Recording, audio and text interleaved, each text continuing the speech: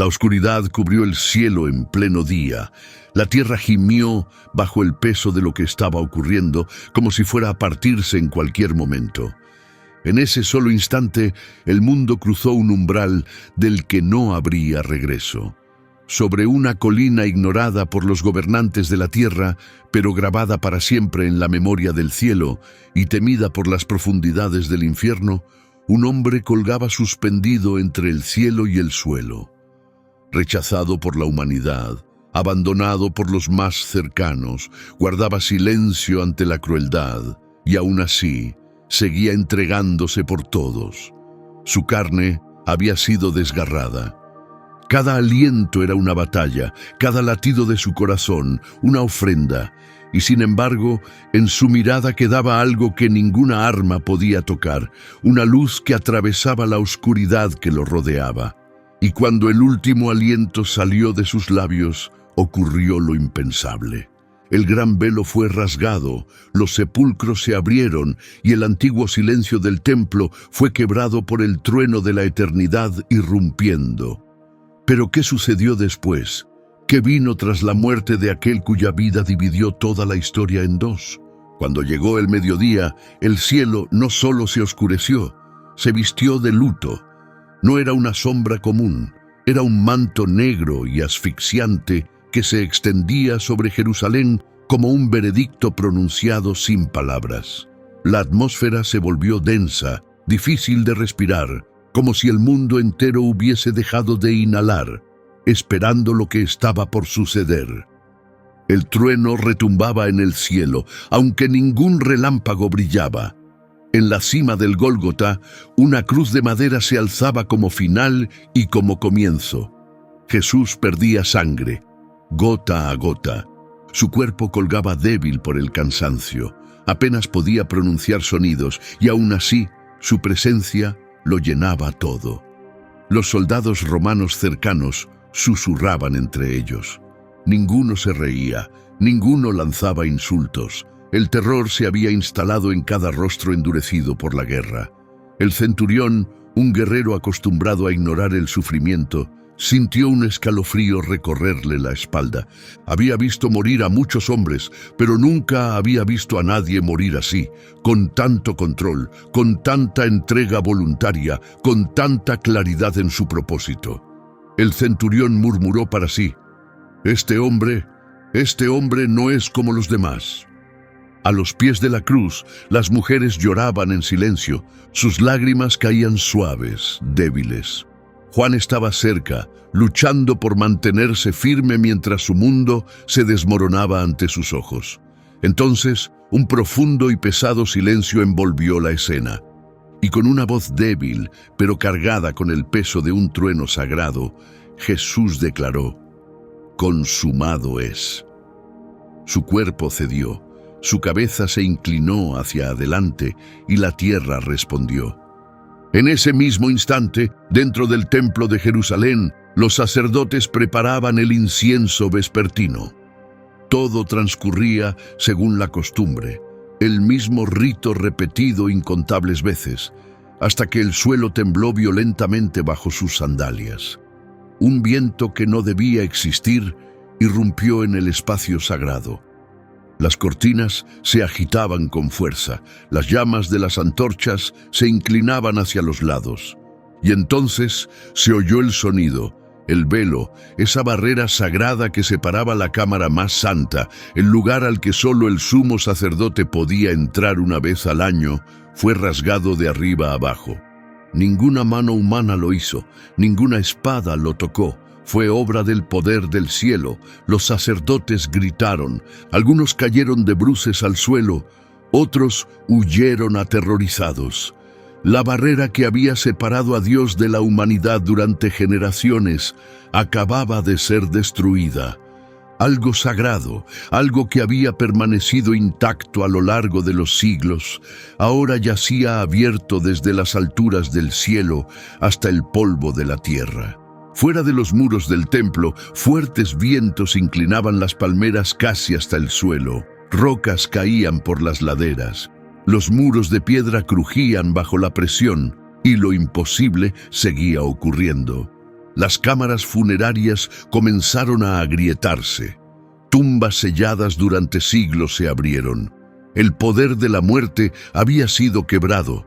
El caos se esparcía por las calles de la ciudad, pero no era el caos de una batalla. Era el caos que precede a la gloria cuando está a punto de revelarse. De vuelta en el Gólgota, después de que la tierra temblara, después de que el cielo se oscureciera, después de ver a Jesús exhalar su último aliento, el centurión cayó de rodillas. Sus ojos, antes llenos de duda, ahora ardían con un temor sagrado. Exclamó: «Sin duda, este hombre era el Hijo de Dios». Sus palabras atravesaron las filas de soldados. Muchos inclinaron la cabeza, sin saber cómo procesar lo que acababan de presenciar. Otros simplemente permanecieron inmóviles, congelados en silencio. La cruz, ahora quieta y callada, parecía irradiar una presencia que nadie podía describir con palabras. Pero los signos sobrenaturales no terminaron allí. Grietas abrieron la tierra. Tumbas esparcidas por toda la ciudad comenzaron a hundirse. Viejas sepulturas se partieron como vasijas de barro caídas desde lo alto. Lápidas de piedra se hicieron polvo. Huesos que se habían convertido en ceniza empezaron a reunirse otra vez. Se formaron músculos sobre los huesos. La piel envolvió la carne. La vida regresó donde solo había reinado el silencio. Aquellos que murieron aferrados a la fe estaban regresando.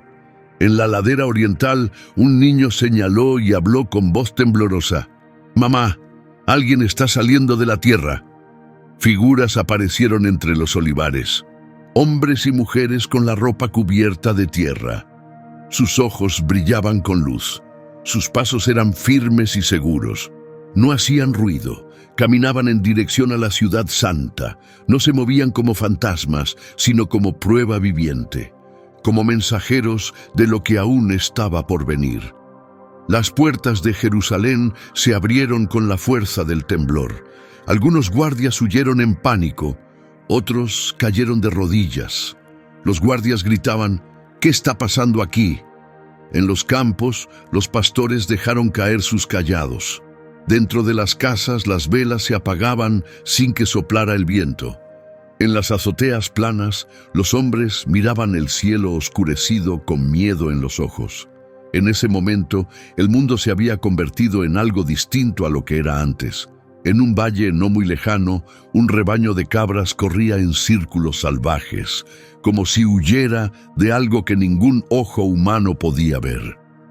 Sus pezuñas golpeaban el suelo reseco levantando nubes de polvo, mientras sus ojos abiertos de par en par mostraban un miedo primitivo.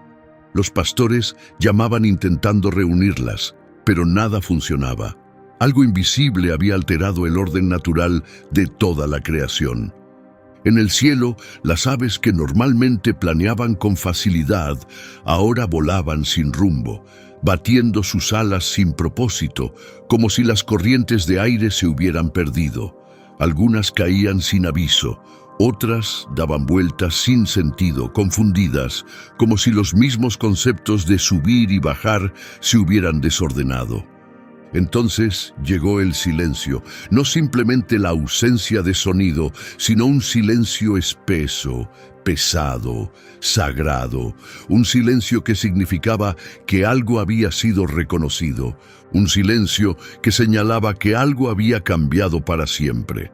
Era como si cada criatura viva gritara sin pronunciar palabra. El cordero había sido sacrificado. Dentro del palacio de Herodes, toda la riqueza y esplendor no podían ahuyentar el temor. Los sirvientes dejaban caer copas de oro. El estruendo del vidrio quebrado retumbaba por los pasillos de piedra. Un sirviente corría por las cámaras decoradas, dominado por el pánico, gritando: «La ciudad se ha oscurecido». Pero incluso al hablar, su voz temblaba. Lo entendía. Todos lo entendían. Esto era mucho más que una tormenta.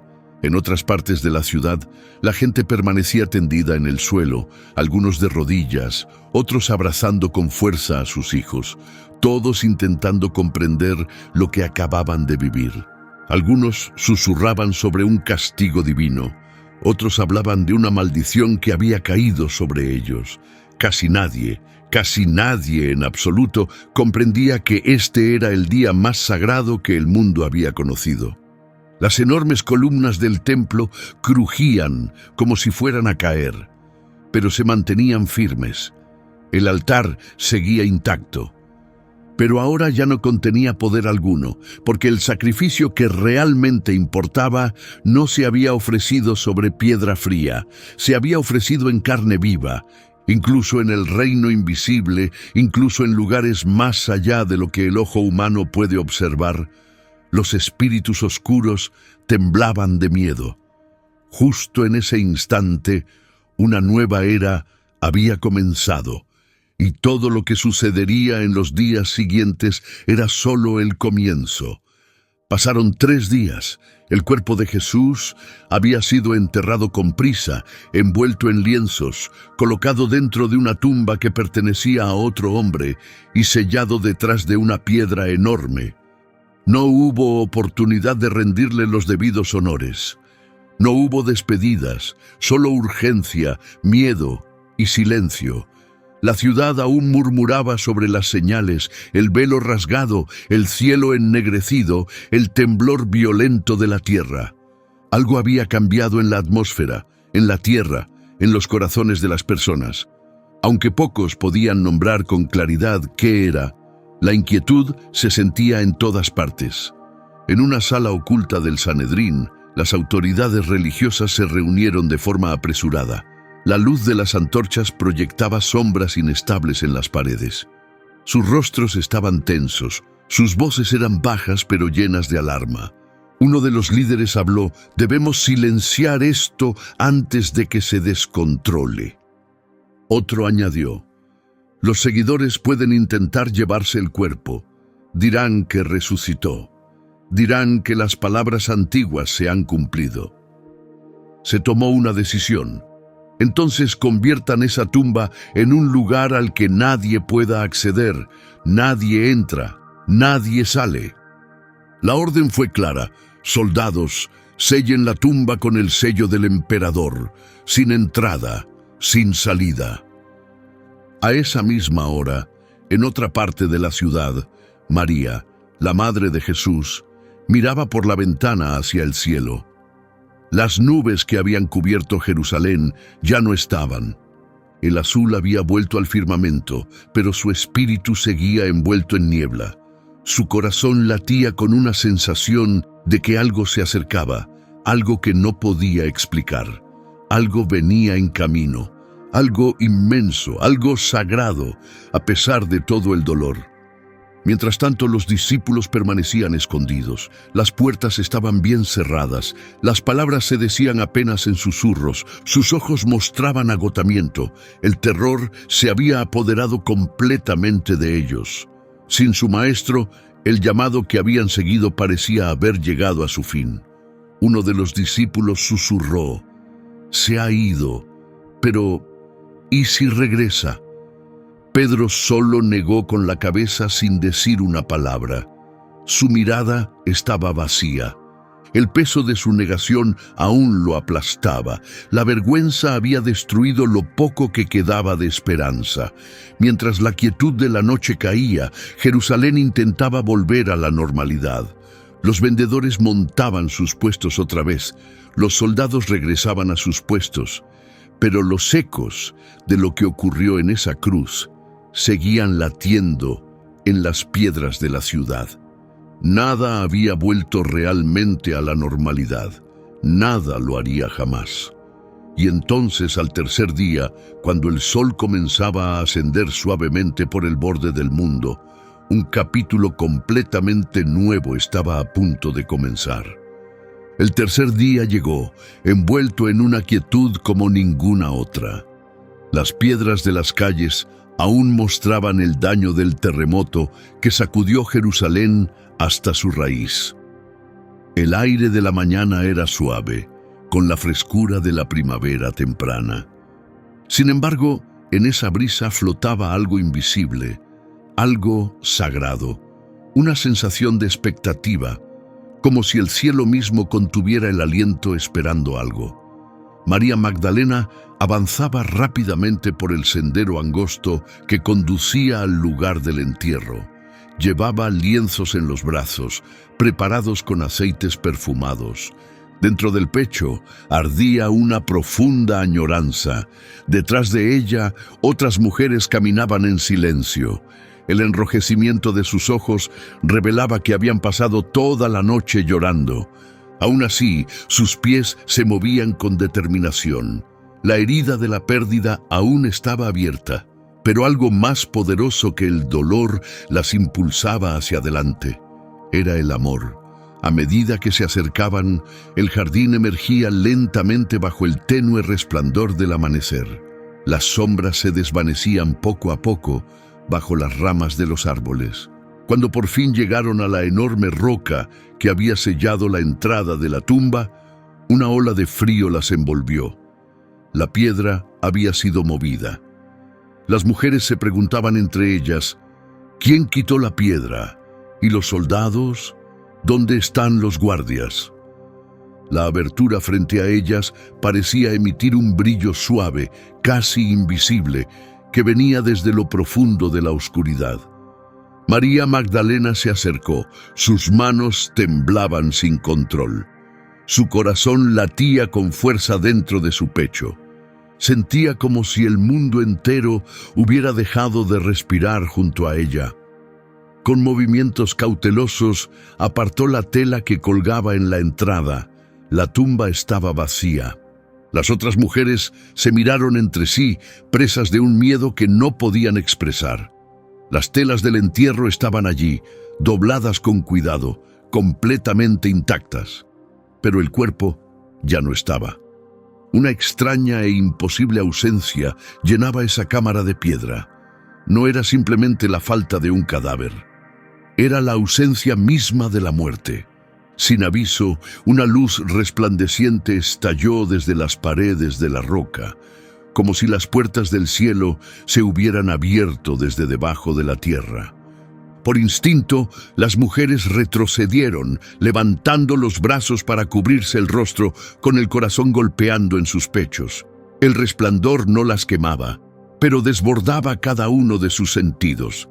Y allí, en el centro de aquella luz cegadora, dos figuras tomaron forma. Sus túnicas brillaban como rayos, sus rostros cubiertos por pura gloria.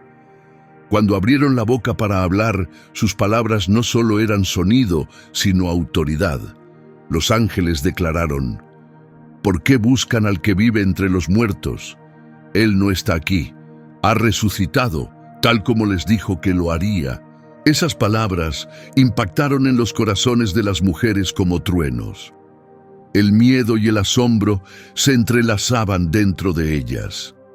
El peso del dolor comenzaba a desvanecerse, reemplazado por algo que las palabras no podían describir. Cayeron de rodillas sobre el suelo frío de la tumba. Ese suelo, antes una simple piedra, ahora se sentía como tierra sagrada. María Magdalena temblaba desde la cabeza hasta los pies, pero la desesperación había desaparecido de sus ojos. Algo completamente nuevo comenzaba a crecer en su interior. Era fe. Los seres celestiales continuaron. Vayan ahora y den esta noticia a los discípulos. Díganles que ya va camino a Galilea delante de ellos. Allí lo verán con sus propios ojos. El silencio que cubría el jardín se rompió con el sonido de pasos apresurados. Las mujeres salieron corriendo de la tumba, atrapadas entre el llanto y la risa. Las lágrimas aún rodaban por sus mejillas, pero corrían con la energía de quienes llevaban la vida misma entre las manos. Por primera vez, desde el horror de la cruz, la esperanza había regresado. En la ciudad, los guardias romanos comenzaban lentamente a recobrar el sentido. Algunos aún yacían en el suelo, aturdidos, sin poder comprender lo que había sucedido. Una luz había descendido del cielo.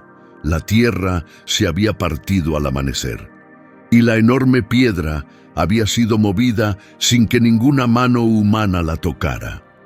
Abrumados por el pánico, corrieron a buscar a las autoridades religiosas. Los guardias balbuceaban su informe. El cuerpo ha desaparecido. ¿Cómo pudo desvanecerse? Hubo una luz, una especie de ser. Nos desmayamos. Cuando abrimos los ojos, la piedra ya estaba rodada. El consejo del Sanedrín se reunió de inmediato. Cada rostro estaba pálido, cada voz tensa. El peligro era innegable. La noticia de una resurrección podía extenderse por la región como fuego sobre hierba seca. Los líderes dieron sus órdenes. Ni una palabra de esto a nadie.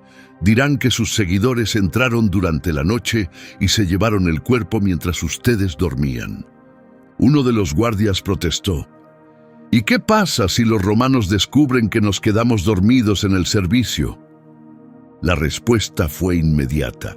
Nosotros nos encargaremos de Roma.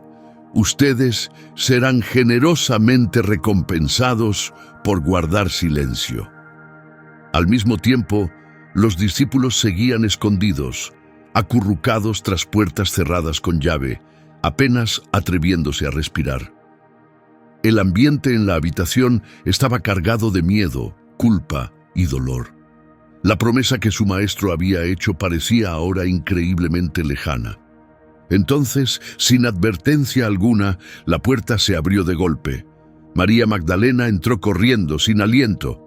Los discípulos le dijeron: «María, pareces alterada. ¿Qué ha pasado?» Ella les respondió: Lo vi con mis propios ojos. Me habló, me llamó por mi nombre». Pedro y Juan se miraron. Algo se encendió en lo profundo de ellos. Ninguno dijo una palabra.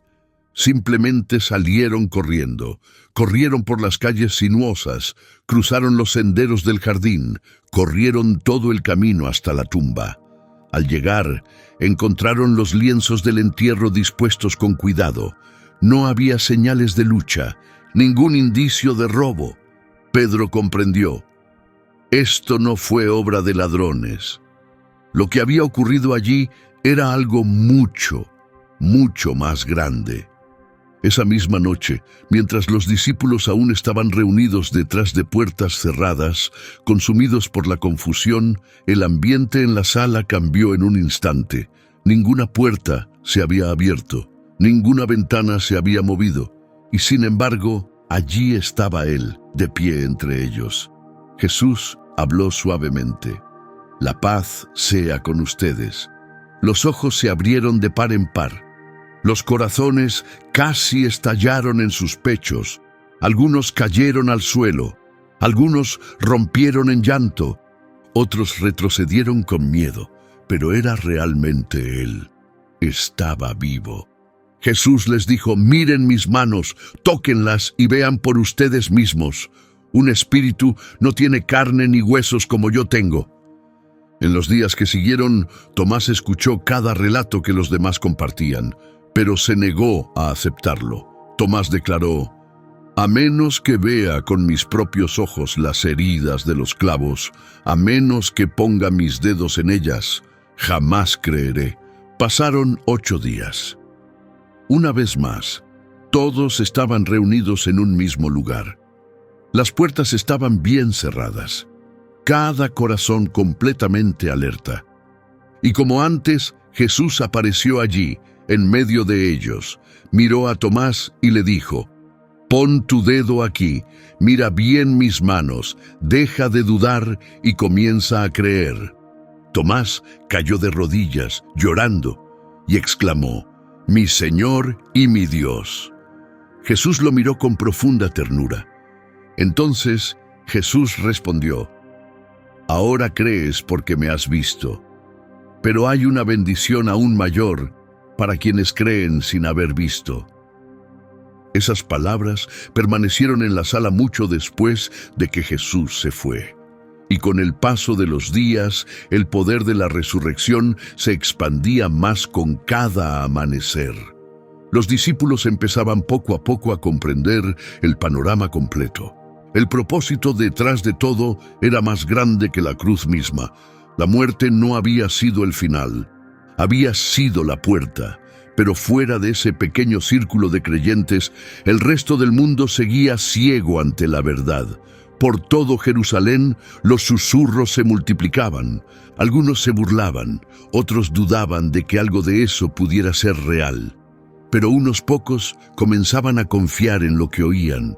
Sin embargo, para los discípulos, los rumores de la ciudad tenían poca importancia.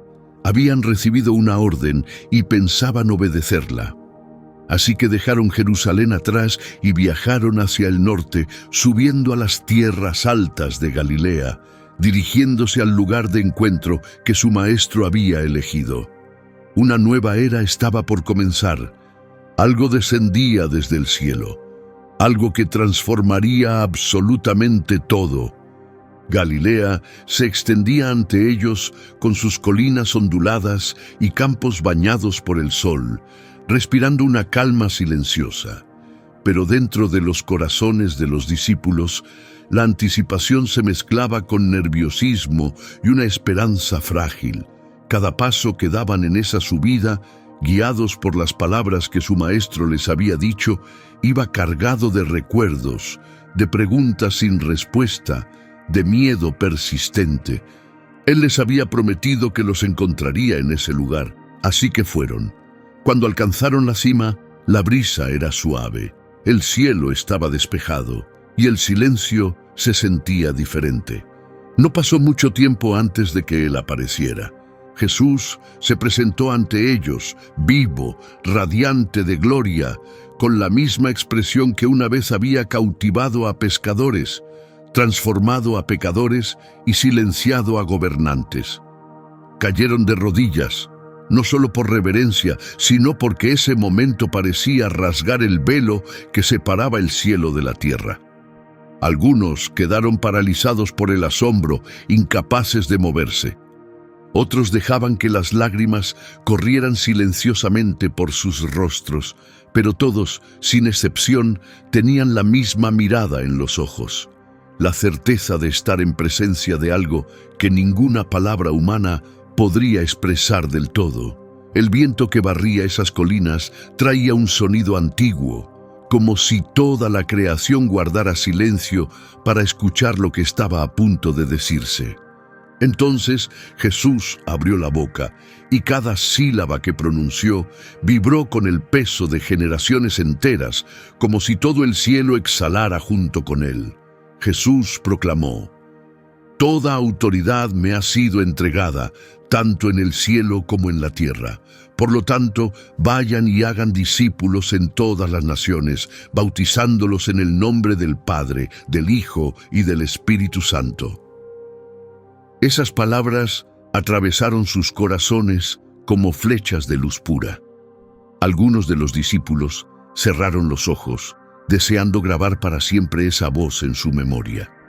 Otros miraban el horizonte, imaginando lo imposible, visualizando tribus lejanas, escuchando ese mensaje, soñando con ciudades aún no construidas, transformadas por su poder. Era como si los límites del mundo se hubieran expandido de repente más allá de lo imaginable. Jesús continuó y prometió: «Y sepan esto, yo estaré con ustedes todos los días, sin fallar». La fuerza de esas palabras pareció estremecer el aire mismo que los rodeaba. Allí, en esa colina tranquila, la misión cobró vida. No fue entregada como una simple instrucción, sino encendida como fuego sobre pasto seco, un llamado imparable que se alzaba por encima de cualquier otro propósito, más grande incluso que el tiempo. Pero aún faltaba una última pieza. Justo antes de partir, con la calma de quien domina la vida y la eternidad, Jesús agregó: «Quédense en Jerusalén y esperen allí hasta que sean revestidos con poder que vendrá desde lo alto del cielo». Los discípulos se miraron con incertidumbre. No comprendían del todo lo que venía, pero decidieron confiar. Pusieron su fe en él, porque quien hablaba esas palabras ya había vencido a la tumba. Y entonces ocurrió. Jesús comenzó a elevarse. Sin previo aviso, sus pies se separaron del suelo, como si la tierra ya no tuviera poder sobre él. Una luz empezó a envolverlo, cálida y viva, demasiado brillante para mirarla más de un instante. Finalmente, una nube llena de gloria descendió y lo rodeó, ocultándolo de su vista, como si el cielo mismo recibiera de nuevo a su rey. Los discípulos quedaron inmóviles, con el corazón dividido entre la admiración y el deseo profundo de que se quedara. El silencio que siguió fue tan profundo que incluso el sonido de sus propios respiros parecía resonar en la cima del monte. Entonces aparecieron dos figuras junto a ellos, vestidas con túnicas blancas resplandecientes, como si hubieran salido directamente de la nube. Hablaron con voces que llevaban el peso del cielo. «Hombres de Galilea, ¿por qué siguen mirando al cielo? Este mismo Jesús que ha sido llevado de entre ustedes volverá un día tal como lo han visto partir». Esas palabras quedaron grabadas en lo más profundo de sus corazones. Él volvería. Era una promesa doble que resonaría por toda la eternidad. El regreso a Jerusalén fue lento y reverente. Nadie se atrevía a romper el silencio. Cada huella dejada en el polvo parecía marcar el inicio de un nuevo capítulo en el universo entero. El mundo había sido transformado, y también cada uno de ellos.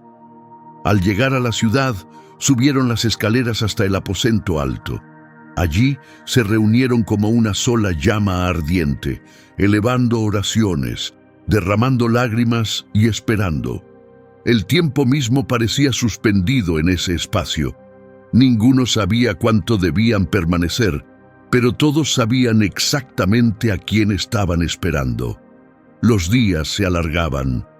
Fuera de esas paredes, Jerusalén vibraba de actividad. Había llegado la fiesta de Pentecostés. Viajeros de tierras lejanas llenaban las calles angostas. Los comerciantes llamaban a los transeúntes. Docenas de lenguas diferentes se mezclaban como ríos que confluyen en un solo cauce. Nadie que caminara por esa ciudad bulliciosa, ni una sola alma, podía imaginar que estaba a punto de presenciar el nacimiento de algo que duraría para siempre. En el día 50, mientras la madrugada aún envolvía a Jerusalén en calma, el cielo rugió. No era un trueno lejano, no era una ráfaga ordinaria llegada del este. Era algo completamente distinto, algo que parecía brotar no del mundo exterior, sino de la vida misma, respirando hacia la tierra. Entonces, sin previo aviso, un sonido estalló en el aire, un estruendo como una tormenta violenta capaz de partir montañas. Ese rugido llenó cada rincón de la casa donde estaban reunidos. No hubo grieta en las paredes, ni rincón oculto que escapara a ese viento, un viento que no esparcía polvo, sino que sacudía lo más profundo del ser. Las paredes mismas latían como si respondieran a un llamado pronunciado antes del inicio del tiempo. El aire giraba y se agitaba, vivo con algo que ninguna palabra podía nombrar por completo. Y entonces aparecieron.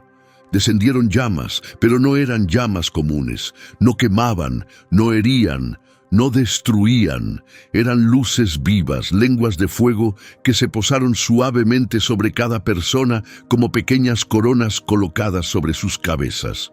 El calor que recorrió sus cuerpos no les quemó la piel.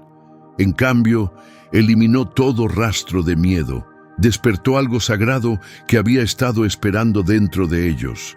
Y entonces todo cambió. Las palabras comenzaron a brotar de sus bocas como una inundación imparable. No eran frases memorizadas, eran idiomas que nunca antes habían hablado, ni siquiera escuchado. Su propio aliento se convirtió en oración. Sus voces se transformaron en instrumentos de profecía. El aposento alto ya no podía contener la fuerza que se había desatado. Cada discípulo se sintió tomado por un poder que parecía entrelazar el cielo y la tierra dentro de su propio pecho. Todo lo que antes era duda, ahora era valentía pura. Todo lo que antes era miedo, ahora era una osadía sin temor. Los hombres que se habían escondido tras puertas cerradas, ahora caminaban como leones liberados de sus cadenas, como portadores de una llama que nadie podría apagar. Las multitudes que habían llegado para la fiesta comenzaron a acercarse al sonido, atraídas por los gritos, el bullicio, la energía inexplicable que salía de ese lugar. Personas de todos los rincones del mundo conocido se detenían allí, asombradas, exclamaban: «Somos partos, medos y gente de tierras esparcidas por toda la tierra, y sin embargo, cada uno de nosotros los escucha proclamar las maravillas de Dios en nuestro propio idioma». Algunos observaban con asombro, pero otros se reían y lanzaban burlas. Fue entonces cuando Pedro se puso de pie. Era el mismo hombre que había negado conocer a su maestro, no una ni dos, sino 3 veces. El mismo que había sido aplastado por una culpa tan grande que podría haber silenciado a cualquier líder. Pero ahora se mantenía firme. Su voz no temblaba en lo más mínimo. Sus ojos ardían con el mismo fuego que había reposado sobre su cabeza. Pedro alzó la voz y proclamó: «Hombres de Judea y todos los que viven en Jerusalén, escuchen lo que tengo que decir. Estos hombres que están ante ustedes no están borrachos. Apenas son las 9 de la mañana. No, lo que ustedes están presenciando es exactamente lo que el profeta Joel anunció hace mucho tiempo». La multitud quedó en completo silencio. El aire era tan denso que hasta la brisa pareció contener el aliento. Pedro hablaba como si otra voz hablara a través de él.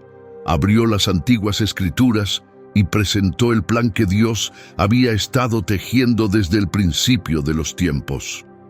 Reveló al Mesías que fue clavado en una cruz y luego resucitado, y lo hizo con la certeza de un hombre que había visto a la muerte misma rendirse. Cada frase caía como un martillo golpeando piedra, quebrando corazones que se habían endurecido. Pedro declaró: «A este Jesús, a quien ustedes clavaron en la cruz, Dios lo ha resucitado y lo ha hecho Señor y Mesías prometido». El impacto fue inmediato. Incontables personas sintieron que sus corazones se abrían ante una verdad que ya no podían ignorar. Voces gritaban desde la multitud: «Hermanos, ¿qué debemos hacer ahora? ¿Qué podemos hacer?». Pedro les respondió, no con reproche, sino con fuego y esperanza: «Apártense de sus caminos antiguos. Que cada uno de ustedes sea lavado en las aguas del bautismo en el nombre de Jesús, el Mesías. Sus pecados serán borrados y recibirán el don del Espíritu Santo». Ese mismo día, unas 3,000 personas entregaron sus vidas a la fe. 3,000 corazones transformados, 3,000 historias personales reescritas desde ese momento, 3,000 nuevas llamas encendidas, y esas llamas se esparcirían por toda la tierra como fuego, arrasando un campo abierto. Y así, en el polvo de una calle de Jerusalén, rodeados de multitudes desconcertadas y del eco de lenguas extranjeras, nació la iglesia. No surgió en palacios reales, no comenzó en templos de mármol construidos por manos poderosas. Brotó en las calles, dentro de corazones rotos, rodeada de fuego celestial. Desde ese día, los discípulos comenzaron a vivir como verdaderos hermanos y hermanas. Partían el pan juntos en las mismas mesas, alzaban sus voces en oración, vendían lo que tenían y daban el dinero a quien lo necesitara. El lazo de amor entre ellos crecía y se fortalecía como un árbol plantado junto a ríos que nunca se secan. La misión había comenzado. El amor se convirtió en la prueba visible de un pueblo apartado, aunque invisible para el mundo. Ya no eran definidos por murallas, por costumbres heredadas, ni por tronos terrenales. eran definidos por un fuego que ardía dentro de sus almas. Y dondequiera que ese amor echaba raíces, los milagros comenzaban a brotar como ríos en tierras secas y agrietadas. Una tarde, Pedro y Juan subieron por los escalones de piedra que llevaban al templo. Era la hora reservada para la oración, y el sol de la tarde brillaba sobre las antiguas piedras, bañando de luz dorada a los peregrinos, comerciantes y sacerdotes que cruzaban el patio. En la entrada conocida como la Puerta Hermosa, como en tantos días anteriores, un hombre yacía tendido en el suelo. Estaba lisiado desde el día en que nació. Cada mañana, otros lo llevaban a ese lugar para que pudiera extender su mano temblorosa y pedir unas monedas con las que sobrevivir un día más. Pero ese día en particular estaba a punto de suceder algo que jamás habría imaginado. Pedro se detuvo justo frente a él y lo miró fijamente. La intensidad de esa mirada hizo que el corazón del mendigo se acelerara. Pedro le ordenó: «Míranos». El hombre levantó el rostro. Toda su vida se había acostumbrado a ver lástima en los ojos de quienes pasaban. Esperaba unas pocas monedas lanzadas con desgana, tal vez lo justo para comprar un trozo de pan, pero en los ojos de Pedro no había rastro de lástima, había autoridad. Pedro declaró: «No tengo plata, no tengo oro, pero lo que sí tengo te lo doy ahora mismo. En el nombre de Jesucristo de Nazaret, levántate y camina». Pedro extendió su mano. El hombre la tomó sin comprender del todo por qué, y en ese instante algo recorrió sus huesos, algo que se sentía como fuego, como luz, como la vida misma entrando en él. Sintió que sus piernas temblaban, luego se pusieron rígidas y después se hicieron sólidas y fuertes, como si nunca hubieran conocido la debilidad. Casi sin pensarlo, se impulsó hacia arriba. Luego, como un niño que descubre lo que su cuerpo puede hacer, saltó al aire. Volvió a saltar. Y otra vez. Bailaba allí mismo, frente a todos, riendo y llorando al mismo tiempo, gritando alabanzas a Dios mientras una multitud se reunía a su alrededor, completamente asombrada por lo que veían. Era una señal realizada a plena luz del día. Innegable, imposible de ocultar. La noticia se esparció por la ciudad como fuego en matorrales secos. Personas corrían desde todas partes para ver al hombre que todos reconocían, al hombre que ahora caminaba con pasos largos y firmes, rebosante de una alegría pura e incontenible. Las autoridades religiosas intentaron silenciar a los apóstoles, pero el fuego que ardía en su interior no podía ser apagado. Los apóstoles respondieron: «No tenemos elección. No podemos dejar de hablar de lo que nuestros ojos han visto y nuestros oídos han escuchado». Y no se detuvieron. Ni un solo día. La luz brillaba más fuerte por las calles, y a medida que lo hacía, la oscuridad comenzaba a retroceder. La iglesia joven florecía. Sus números crecían. Su poder espiritual se profundizaba.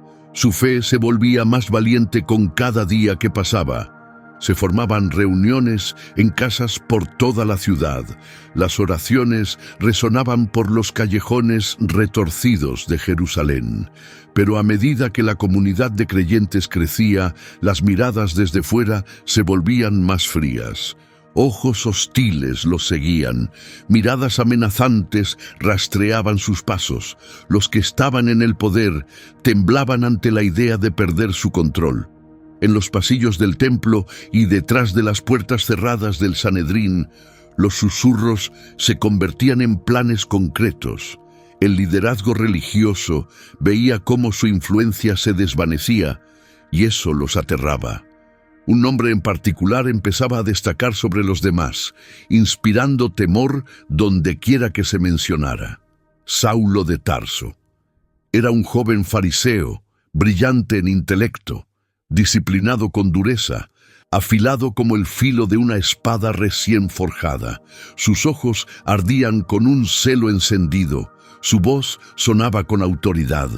y en lo profundo de su pecho un tormento oculto se agitaba.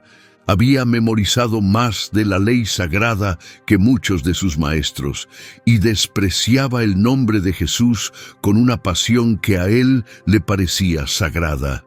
En su mente, este nuevo movimiento no era obra de Dios. Era una infección que debía ser extirpada antes de que se propagara aún más. Pero la fe se negaba a guardar silencio. No se acobardaba, no se escondía, no se doblaba bajo el peso del miedo. El Espíritu Santo barría los corazones como el viento barre los olivares antiguos. El nombre del crucificado resonaba en las calles, dentro de los hogares, en las plazas públicas, y cada vez que se pronunciaba, la furia de los opositores ardía con más fuerza. Fue en medio de esta presión creciente que se derramó la primera sangre. Esteban, un joven lleno de sabiduría y rebosante del espíritu, se presentó ante el consejo religioso con una valentía nunca antes vista. Su rostro parecía brillar como el de un ángel. Sus palabras cortaban como cuchillas afiladas, como martillos golpeando muros de piedra endurecida. Eso fue más de lo que pudieron soportar. Se taparon los oídos, negándose a escuchar una sola palabra más. Como una turba enloquecida, se lanzaron contra él como una avalancha humana. Lo agarraron y lo arrastraron fuera de la ciudad, hasta un lugar donde los acantilados repetían el eco de la violencia. Allí, bajo una lluvia de piedras lanzadas con odio salvaje, Esteban alzó su voz una última vez, aún resplandeciente incluso en la muerte.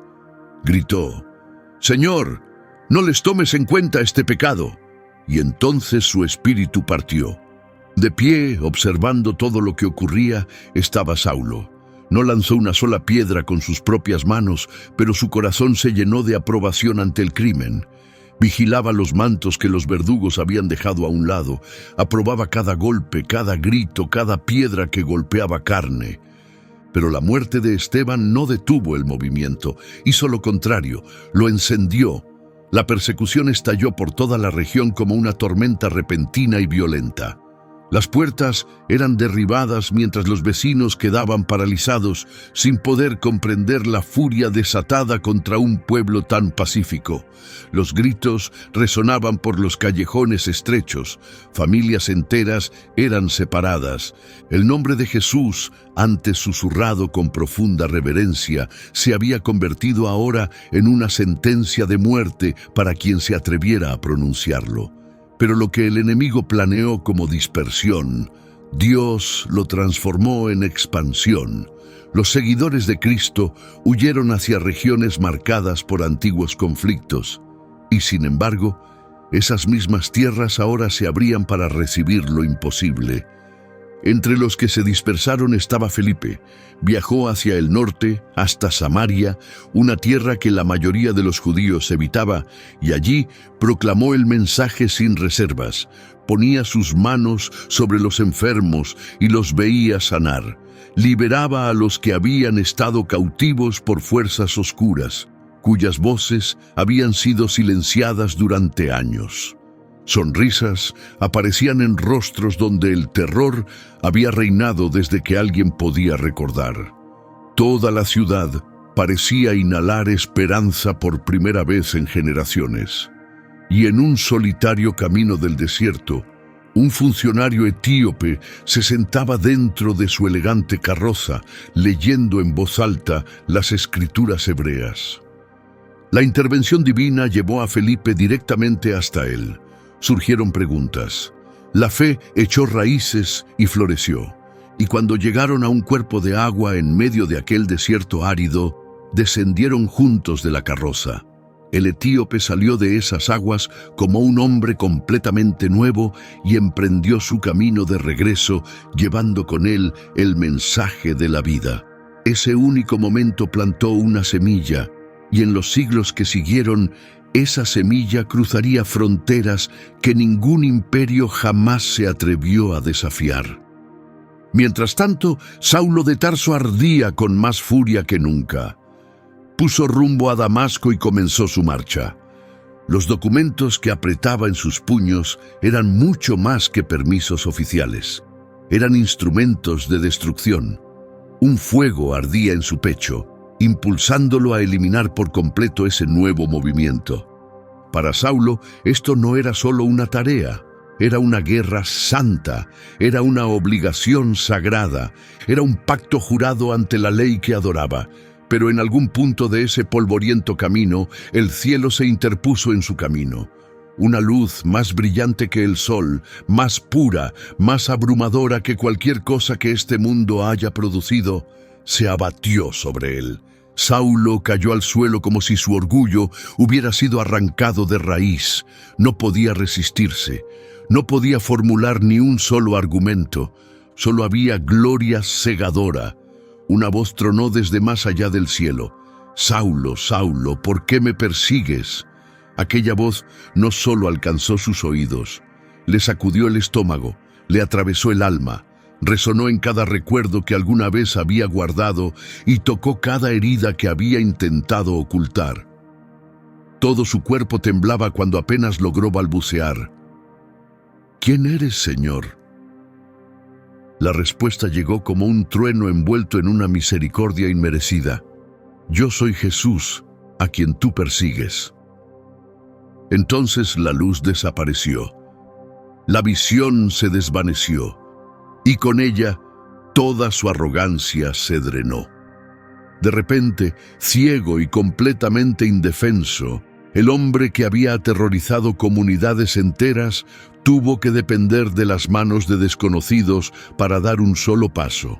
Fue guiado hasta Damasco, donde pasó los días siguientes sumido en un silencio total, sin probar bocado, luchando con un profundo remordimiento.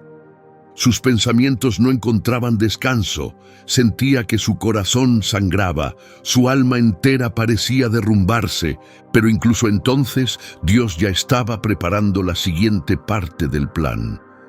Al otro lado de la ciudad, un creyente humilde llamado Ananías, un hombre atento a los susurros del Espíritu, recibió una orden directa del cielo. El terror lo invadió y le hizo temblar las manos. La reputación de Saulo se había extendido por toda la región como una nube oscura, pero la voz de Dios sonaba más fuerte que cualquier miedo. Ananías entró en la casa donde Saulo permanecía inmóvil, atrapado como prisionero dentro de su propio cuerpo quebrado. Se acercó, tomó aire profundamente y luego dijo las palabras que derrumbarían el último muro dentro del corazón de Saulo.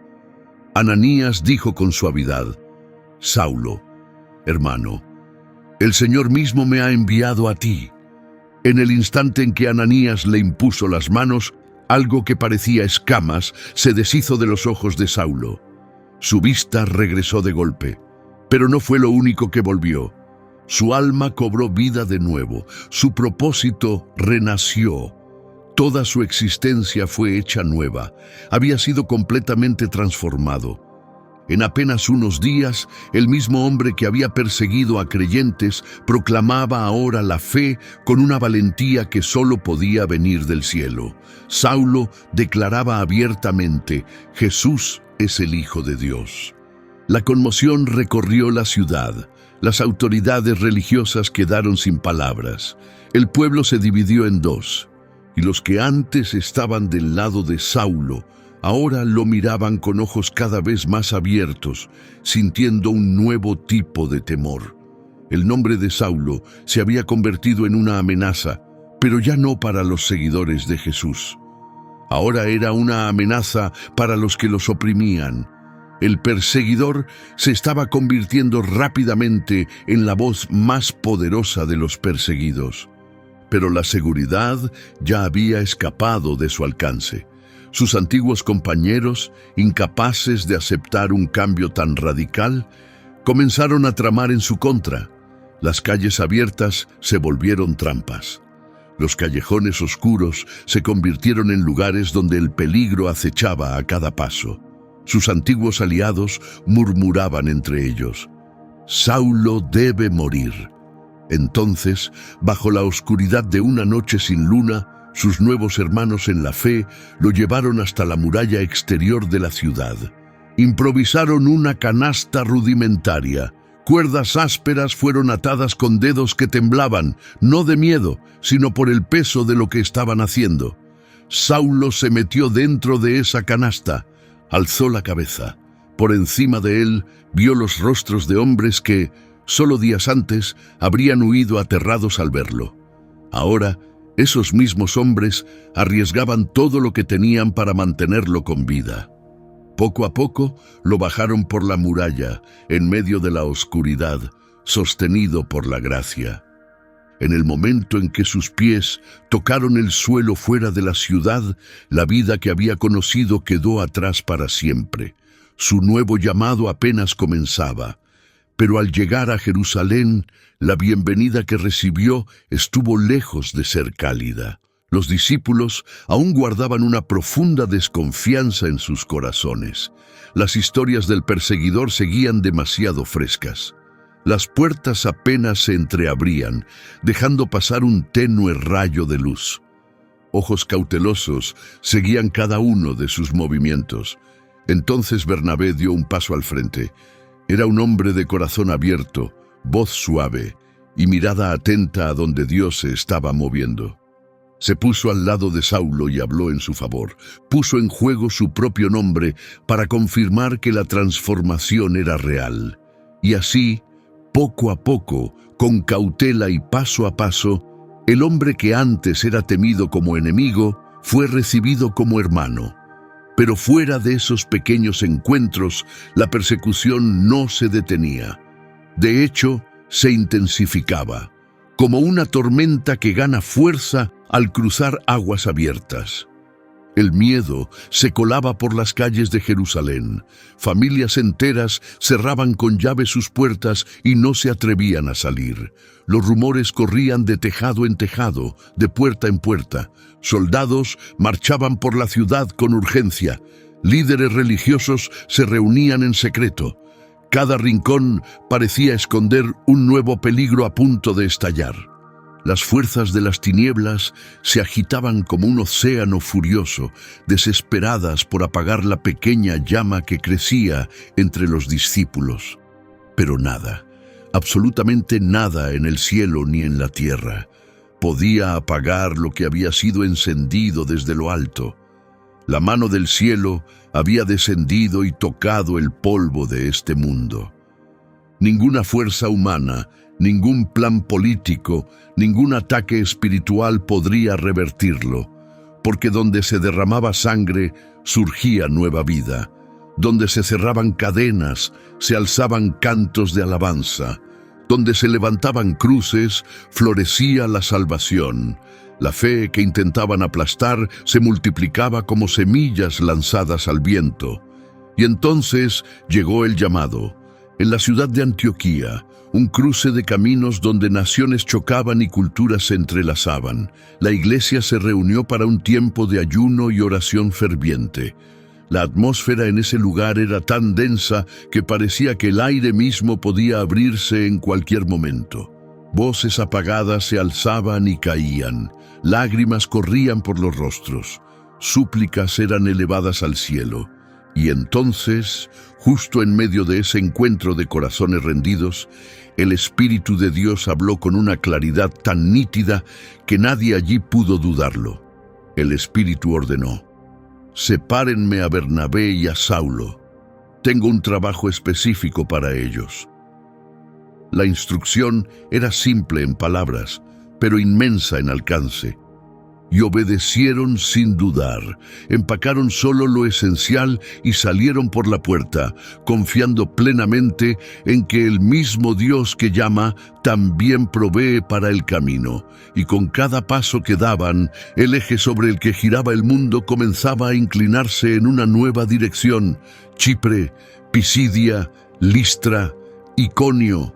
4 nombres que representaban 4 mundos completamente distintos. Ciudades empapadas de adoración pagana, antiguos lugares de reunión donde se leía en voz alta la ley de Moisés, caminos cubiertos de polvo, montañas agrietadas bajo un sol implacable, mercados repletos de voces que hablaban lenguas extranjeras. Pero en cada lugar que visitaban, encontraban corazones sedientos de algo verdadero. En cada ciudad surgían milagros que dejaban a las multitudes temblando de asombro. En cada ciudad se alzaba una oposición feroz intentando ahogar el mensaje. En cada ciudad las vidas colgaban en el filo entre la fe y el rechazo. En Listra, cuando devolvieron la fuerza a un hombre que jamás había dado un solo paso en su vida, la multitud perdió toda razón. Se convencieron de que dioses de los antiguos mitos habían descendido a caminar entre los mortales. Llamaron a Bernabé con el nombre de Zeus. A Pablo lo llamaron Hermes. Los aldeanos corrieron con coronas de flores y bueyes para ofrecer en sacrificio. Pero los apóstoles rasgaron sus propias ropas, negándose a aceptar siquiera una pizca de esa gloria. El giro fue tan rápido como un rayo. Esa misma multitud pasó de un entusiasmo desbordado a una furia asesina, y Pablo fue apedreado hasta caer desplomado. Su cuerpo quedó en el suelo, cubierto de polvo y sangre. Muchos que lo vieron murmuraban que todo había terminado. Pero cuando los creyentes se reunieron alrededor de su cuerpo inmóvil, él se levantó. Se incorporó como un hombre que entendía, hasta en lo más profundo de sus huesos, que la muerte no tiene la última palabra. No se levantó por orgullo, no se levantó por terquedad. Se levantó porque el mensaje que llevaba ya no pertenecía solo a los descendientes de Israel. Gente de todas las naciones lo estaba escuchando. Gente de todos los orígenes estaba creyendo. Personas que jamás habían conocido al Dios de Abraham ahora celebraban la verdad que había roto sus cadenas. El reino de los cielos estaba rompiendo barreras que ni la legión romana más poderosa había logrado cruzar. A medida que las misiones continuaban, surgió una pregunta que amenazaba con desgarrar la joven fe desde dentro. ¿Debían los nuevos creyentes cumplir cada detalle de la antigua ley de Moisés? Los líderes se reunieron en Jerusalén para resolver la cuestión. Pedro se puso de pie y compartió lo que había presenciado. Santiago examinó las pruebas con atención. Pablo dio su testimonio de lo que Dios había hecho entre los que estaban fuera del pueblo de Israel. Y el Espíritu de Dios guió cada palabra pronunciada, conduciéndolos hacia una decisión que resonaría a lo largo de los siglos. La salvación no llega por cumplir tradiciones, no llega por realizar rituales, no llega por linajes familiares ni por logros personales. Llega por la fe, solo por la fe. Con esa declaración se abrió de par en par una puerta para todas las naciones de la tierra. Y Pablo siguió adelante, impulsado por un propósito que no podía ser apagado. En la ciudad de Filipos, una celda de prisión completamente oscura se convirtió en el escenario de un milagro extraordinario. La tierra tembló, las puertas se abrieron, las cadenas se rompieron y, sin embargo, ni un solo prisionero escapó. Lo que fue liberado esa noche no fue un criminal, fue el corazón de toda una familia. En Tesalónica, los acusadores arrastraron a Pablo ante las autoridades y lo acusaron de estar poniendo el mundo entero de cabeza. Y la acusación era cierta. En Atenas se enfrentó cara a cara con los mayores intelectuales de la época, los filósofos y pensadores que habían moldeado la cultura de todo el mundo antiguo. De pie, entre altares de piedra y estatuas imponentes de dioses falsos, anunció la existencia de un Dios que aún no conocían, un Dios vivo que no necesita nada. En Corinto, levantó el llamado a la pureza en medio de una corrupción moral desenfrenada. En Éfeso, su enseñanza golpeó con tal fuerza a la industria de ídolos que estallaron disturbios que casi reducen la ciudad a cenizas. Sin embargo, nada lo desvió de su camino. Sus ojos seguían fijos en un último destino: Roma, el corazón del imperio, el trono de los Césares, el centro político y espiritual del mundo conocido. No entró en esa ciudad como un héroe celebrado, llegó como un prisionero, con las muñecas atadas en cadenas y soldados a cada lado. Su cuerpo estaba encerrado, pero su voz nunca pudo ser encadenada. Desde esa prisión romana escribió palabras impregnadas de luz, palabras que viajarían a través de los siglos, cartas que moldearían sistemas enteros de creencias, transformarían congregaciones e influenciarían imperios. Mensajes que harían arrodillar a los orgullosos y darían a los esclavos el valor de soñar. Y cuando su carrera estaba por terminar, dejó una declaración que aún resuena con fuerza. Pablo escribió: «He peleado la buena batalla, he llegado a la meta, he guardado la fe». Roma hizo todo lo posible por silenciarlo. El imperio trató de callar el mensaje con la espada, con decretos oficiales, con las frías paredes de una mazmorra. Al final le cortaron la cabeza, pero jamás pudieron callar lo que hablaba a través de él, porque esa voz venía del reino eterno. No muy lejos de donde cayó Pablo, también Pedro selló su fe con su propia sangre. Hizo una única petición antes de ser ejecutado: que lo crucificaran con la cabeza hacia abajo. No podía aceptar el honor de morir en la misma posición que su maestro. Otros vinieron después, más mártires, más héroes sin nombre, cuyas historias el mundo no fue digno de conservar. Pero la fe no retrocedió. Avanzó con fuerza como un río desbordado en temporada de lluvias. Se derramó por campos abiertos, bajó por estrechos callejones y entró en los salones de mármol de los palacios. Transformó a soldados romanos endurecidos, esclavos olvidados, mujeres invisibles, niños huérfanos, viudas afligidas e incluso a miembros de familias reales. Las catacumbas ocultas bajo la ciudad se convirtieron en lugares sagrados de reunión. El suelo empapado de sangre del Coliseo se transformó en plataforma de testimonios que aún susurran con el viento. Y la cruz, que una vez fue símbolo de vergüenza y tormento, fue levantada como el emblema supremo de victoria. La revolución de este reino no avanzó por el choque de espadas, avanzó por el poder del amor sacrificado. No se propagó con ejércitos marchando, se propagó con testigos fieles. No fue construida por gobernantes sentados en tronos terrenales, fue construida por el Rey de todos los reyes. Y desde aquel día, el mundo nunca volvió a ser el mismo.